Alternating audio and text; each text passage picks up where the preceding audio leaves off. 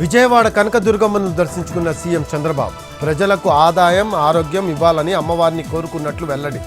కొత్త ఏడాది అందరికీ మంచి భవిష్యత్తు ఉండాలని ఆకాంక్ష.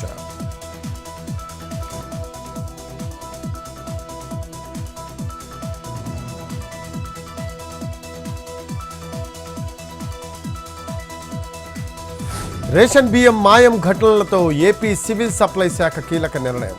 ఇక నుంచి ప్రైవేట్ వ్యక్తుల గోడౌన్స్ తీసుకోకూడదని సూచన. అన్ని జిల్లాల జాయింట్ కలెక్టర్లకు ఆదేశం.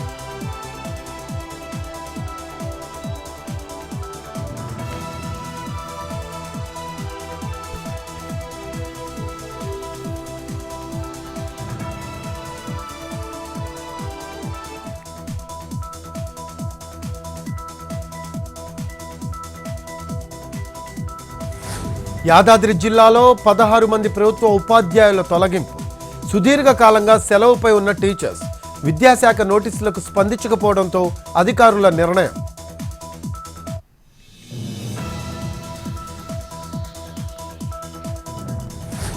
హైకోర్టు ఆంక్షలతోనూ తగ్గని హైడ్రా దూకుడు.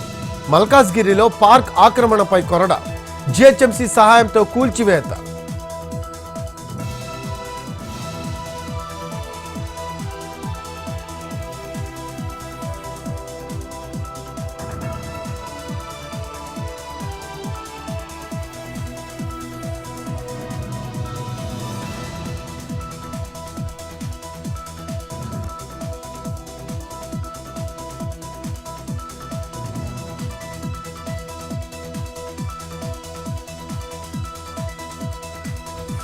హైదరాబాద్ కోంపల్లిలోని పలు రెస్టారెంట్లలో ఫుడ్ సేఫ్టీ దాడులు.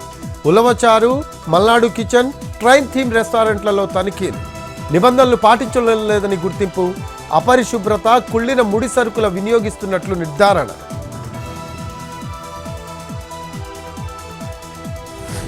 ముగిసిన కేంద్ర కేబినెట్ సమావేశం.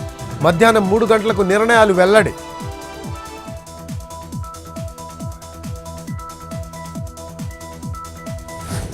ఢిల్లీ ఎన్నికల వేళ ఆప్ బీజేపీ మధ్య మాటల యుద్ధం.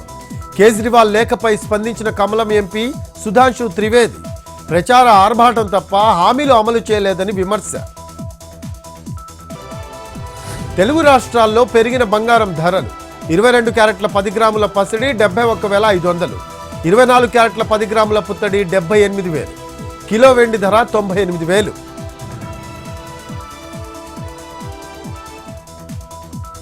ఉమ్మడి మెదక్ జిల్లాలో కిటకిటలాడుతున్న ఆలయాలు.